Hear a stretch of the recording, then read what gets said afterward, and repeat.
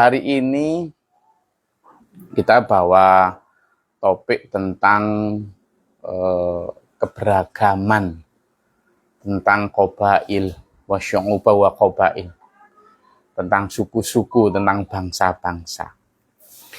Nah, saya ingin mulai dari sebuah potongan dari sirah nabawiyah, ya, dari kisah para nabi terdahulu, di mana satu hal yang luar biasa itu adalah khutbah wada di Haji Wada, khutbah terakhir Rasulullah Muhammad SAW pada saat penaluan kota Mekah itu, ya.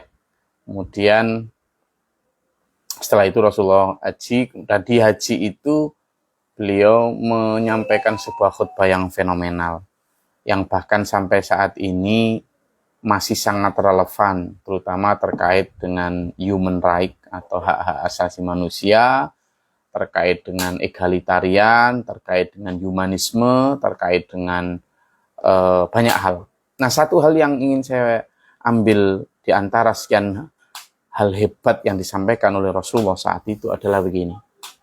Beliau menyampaikan begini, dengarkan baik-baik oleh kalian, perhatikan baik-baik oleh kalian, bahwa di antara kalian itu tidak ada orang yang lebih baik dari orang lain. Orang Arab tidak ada yang lebih baik dari bangsa lain juga tidak ada yang lebih baik dari bangsa Arab. Dan yang menjadikan kalian lebih baik adalah kalian yang lebih soleh, yang lebih bertakwa. Kurang lebih begitu. Nah, ini menunjukkan satu visi yang luar biasa, futuristik. Rasulullah sudah beyond of time, melampaui zamannya. Di saat-saat itu perbudakan masih, gitu. Perbudakan terhadap kulit hitam masih, dan budaya patriarki yang luar biasa kuat, di mana perempuan juga dianggap sebagai subordinat, yang bahkan dianggap sebagai aset, sebagai kepemilikan. Artinya begitu kuatnya sekat-sekat suku, sekat-sekat status dan strata sosial. Tapi kemudian khutbah itu menjadi satu pendobrak, bukan saja budaya, tapi pendobrak mindset, pendobrak paradigma, yang kemudian perlu dan sangat relevan jika kita bahas pada malam hari ini. Jadi sebenarnya di ayat Al-Quran juga sudah banyak disampaikan, ya, bagaimana Allah menciptakan kita itu hanyalah dari setetes air mani, kata Allah. Firman Allah kan gitu. Bahkan disampaikan mimma immahin, dari air yang hina. Kenapa Rasulullah memakai kata hina sebagai tautan dari maun, air? Kenapa? Karena biar manusia itu sadar, tidak menyombongkan diri dari status sosialnya yang kemudian hanya karena berpangkat, hanya karena wajah, hanya karena bawaan harta, lalu kemudian membuat dianya merasa lebih baik dari orang. Atau bahkan yang sekarang ini yang lebih menggelikan adalah hanya karena dia lahir dengan titik koordinat geografis yang berbeda, lalu dia merasa bahwa dia lebih hebat gitu loh. Orang perkotaan karena dia lahir perkotaan lebih merasa berhak untuk merasa lebih tinggi daripada orang yang lahir di kampung. Ini apa-apaan ini? Nah, makanya tadi Rasulullah sampaikan, orang Arab tidak lebih baik dari bangsa lain juga jangan merasa lebih baik daripada orang Arab. Nah, polemik akhir-akhir ini kan juga begitu, misalnya ada yang mengatakan Cina itu bangsa yang begini, orang Cina merasa lebih baik daripada orang Jawa atau orang Indonesia, nanti orang Jawa merasa lebih baik daripada orang Arab merasa stratanya, kastanya lebih tinggi daripada orang Jawa atau sebagainya. Ini apa-apaan, tidak ada itu. Tidak ada. Allah sudah memberi garis batas jelas bahwa kamu diciptakan dari material yang sama. Dulu bapak biung kita, Nabi Adam alaihissalam diciptakan dari apa? Apa?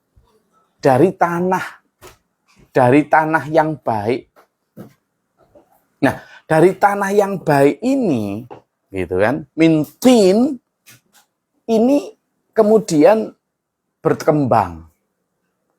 Diciptakanlah pasangan dari tulang rusuk. Selebihnya adalah diciptakan dari material yang bernama spermatozoa atau sperm. Dan sperm ini wujudnya, kalau kita lihat, bisa saya ambilkan aqua. Wujudnya hanyalah seperti, ya Allah, jangankan ke orang menghormati. Menghormati, wong misalnya ngelihat aja jijik toh.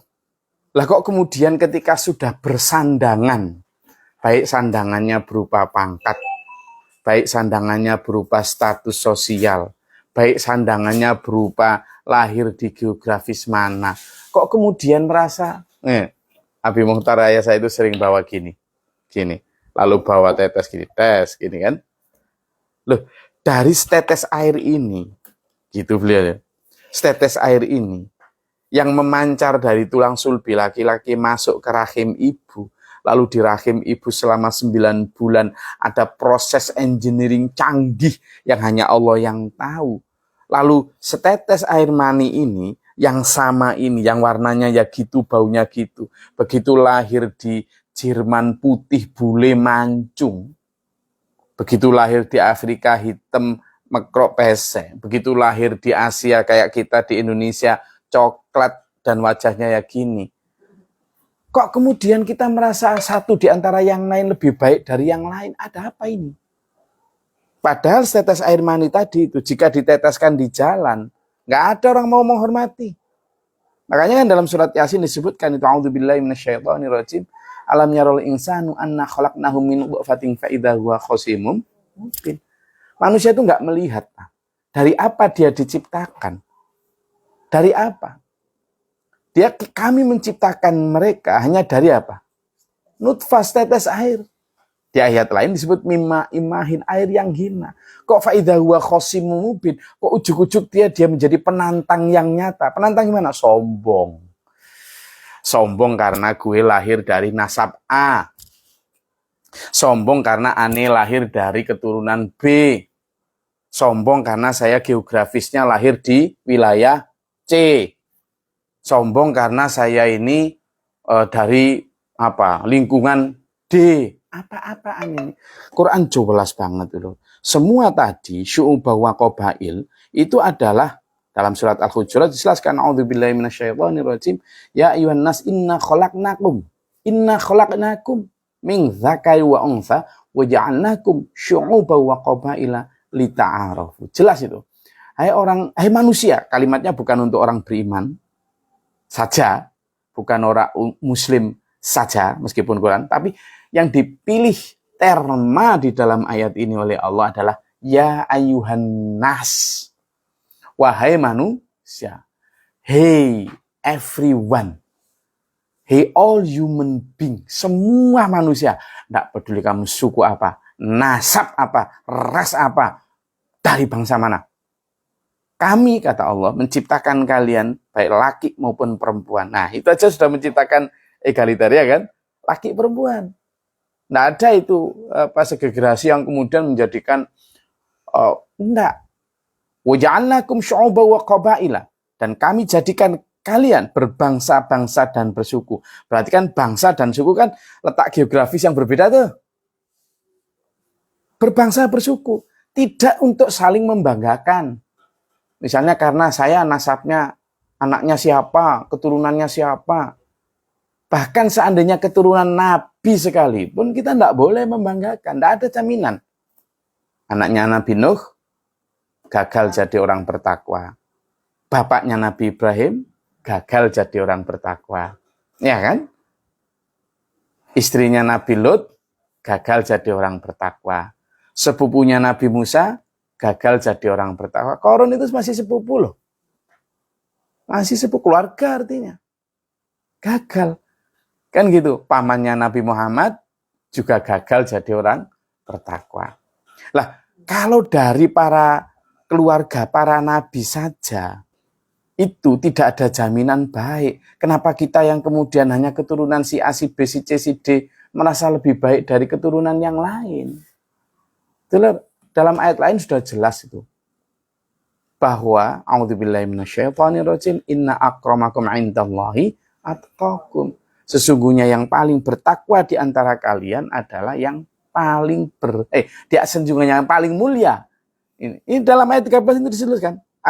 Setelah waqoba ilali ta'arafu, bersuku-suku berbangsa-bangsa untuk saling mengenal, saling tahu plus minusnya masing-masing. Tapi selanjutnya kata Allah, inna akramakum indallahi atqakum. Ayat ini diakhiri dengan satu penjelasan yang jelas, standarisasi yang jelas, bahwa yang paling mulia di antara kalian bukan kulit putih, kulit hitam kalian, bukan geografis di mana kalian, bukan nasab kalian, keturunan si A, si B, bukan, tapi yang paling bertakwa di antara kalian. Sampun, itu jelas. Itu sudah jangan dibantah lagi. Artinya kalau yang paling bertakwa, berarti yang paling cinta sama Allah. Kalau cinta sama Allah, berarti yang paling sayang kepada sesama. Berarti yang paling khairunas anfa'uhum linnas. Berarti yang paling, apa? Ya yang paling takut dengan melanggar peraturan Allah. Kesana rujukan kita dulu. Kenapa ini penting untuk kita bahas saat ini? Sebenarnya keturunan dan kewilayahan, biologis dan geografis, Islam menghilangkan sekat itu.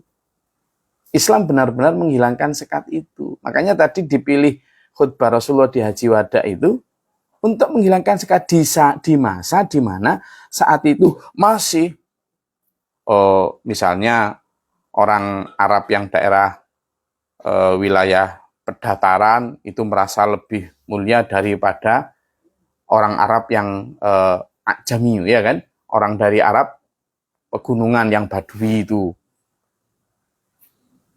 Orang yang keturunan kabilah B merasa lebih mulia daripada keturunan kabilah A.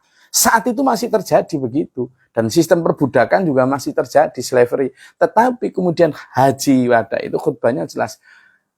Dengarkan semua oleh kalian. Bahwa kalian tidak ada yang lebih baik dari yang lain. Bangsa Arab tidaklah ada yang lebih baik dari bangsa Persia. Bangsa Persia tidak lebih baik dari bangsa Arab. Sebaliknya. Tapi yang menjadikan kalian lebih baik adalah di antara kalian yang lebih soleh, yang paling bertakwa. Nah, Islam mengajak untuk memahami kemajemukan itu dalam konteks bahwa akhirnya nanti pulangnya adalah kepada individu-individu. Individu-individu. Jadi kembalinya semua ukuran kebenaran, terutama bukan kemuliaan, itu adalah kepada capaian individu-individu dan bukan di hadapan manusia. Tapi capaian individu-individu di hadapan Allah. Karena kalimatnya jelas, inna sesungguhnya akramakum, yang paling mulia di antara kalian, indallah, berarti di sisi Allah. Berarti dalam kacamata Allah, dalam penilaian pandangan Allah, dalam standarnya Allah. Bukan memakai standar manusia. Nah, kalau sudah pakai bukan standarnya manusia, berarti kita kembalinya adalah aturan yang dalam Al-Quran dan Al-Hadis. Kita kitab suci. Bagaimana kitab suci mengatakan baik dan buruk? Bagaimana kitab suci mengatakan siapa yang paling mulia? Dan ternyata yang paling bertakwa. Sehingga ayo dulur, kembali dari semua polemik tentang uji DNA, tentang enggak penting banget loh sekarang. Apalagi uji DNA hanya untuk menentukan siapa yang lebih mulia. Aduh, enggak. Sekali lagi kita nyadari status aman. Di mana Allah kemudian huwaladzi yusawwirukum fil arhami kaifa yasha. Allah lah yang membentuk, memahat, mencetak, menggambar kita dalam rahim ibu. Kaifa yasha, bagaimana Allah berkehendak. Berarti kita mancung juga karena Allah, bukan karena kita toh, ya toh. Kita dulu kulit hitam, kulit putih, lahir di mana juga Allah, bukan kita. Jadi kita jangan sok-sokan hanya karena kita lahir dari mana. Oh, misalnya saya Chinese, ini lebih mulia daripada Javanese, sehingga kemudian timbul dulu apa itu ejekan-ejekan tiko atau apa itu kan Nah, kemudian nanti misalnya bangsa Arab merasa lebih baik dari bangsa Jawa. Kadang sebaliknya karena sebagai bentuk reaksi, lalu orang Jawa merasa lebih tinggi. Oh, Indonesia ini lebih hebat Nusantara daripada orang Arab. Ini akhirnya jadi olah-olahan yang kemudian tidak ada ujungnya. Kan?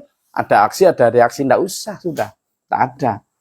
Jadi orang Jawa atau orang Indonesia juga jangan merasa lebih tinggi daripada orang yang lain. Karena yang menentukan itu adalah yang paling bertakwa di antara kita. Saya rasa itu kajian kita pada malam hari ini. Ujungnya adalah ayo kita meningkatkan ketakwaan kita kepada Allah SWT. Terima kasih. Mudah-mudahan bermanfaat, berfaedah, berkamal, bila taufiq wal hidayah. Wassalamualaikum warahmatullahi wabarakatuh. Sampai ketemu pekan depan.